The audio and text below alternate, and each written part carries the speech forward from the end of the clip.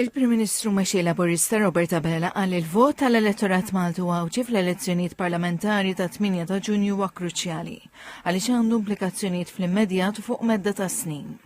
Għalli f'dan il-kuntest huwa importanti li l-Maltin u l-Għawċin jażlu d-direzzjoni ta' Malta bbażi tal-prijoritajiet u dak li jaffettwa l-kwalità ta' ħajjithom. Waqt li kienet jindirizza Business Breakfast fl-okkażjoni tal-20 anniversarju bis-sħubija ta' Malta fl-Unjoni Ewropea, Dr. Abela qal li l-Unjoni Ewropea mhijiex distakkata minn Malta u li kwalunkwe deċiżjoni li tittieħed fil-Kunsill Ewropew għandha impatt fuq Malta. Għalli Malta ħadet il-Presidenza tal-Unjoni Ewropea fl-2017, meta l-Unjoni Ewropea kienet qiegħda tiffaċċja kriżi ta' eżistenza u għaddejja minn żmien turbulenti minħabba l-vot Brexit u minn diversi sfidi fatta pajjiżi li nibtu mill-lemin estrem. Għacċenna l-importanza li jkomplu jkunu mħarsa trattati li jisalvagwardjaw l-interessi Maltin u li tinżamm l-awtonomija tal-pajjiżi fi kwistjonijiet li jikkonċernaw it-tassazzjoni.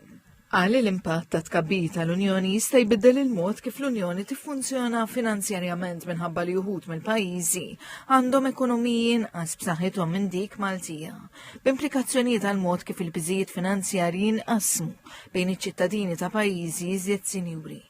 Kwistjonijiet oħrajn huma l-qasam marittimu, il-bilanċ tal-poter u l-mod kif il-pajjiżi jitrattaw id-difiża u n-newtralità.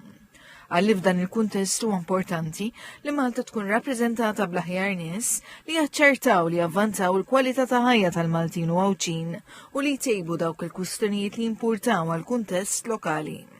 U għaċċenna l-ħidma u għal-kisbiet importanti tal-membri parlamentari laburisti u l-konsistenza f'ħidmietom f'diversi oqsma, fosthom dawk teknoloġiċi, diġitali u l-protezzjoni tal-konsumatur, l-ambjent u l-edukazzjoni. Il-Prim Ministru qal il-prijoritajiet ta' Malta jikkonċernaw it-titjib fil-konnettività u trasport, b'konsiderazzjonijiet għal limitazzjonijiet u realtajiet ta' Malta bħala gżira fil-Mediterran u fl-Ewropa. Is-serħan tal-provvisti tal-mediċini, it-tnaqqis ta' ostakli li jtapnu l-kompetittività u l-kisba ta' Ewropa li taħdem għal paċi u stabilta. B'enfasi fuq id-diplomazija u li lim il-parteġjanizmu biex tkun elevata kwalità ta' ħajja ħjar għaċ-ċittadini Maltin u Għawċin.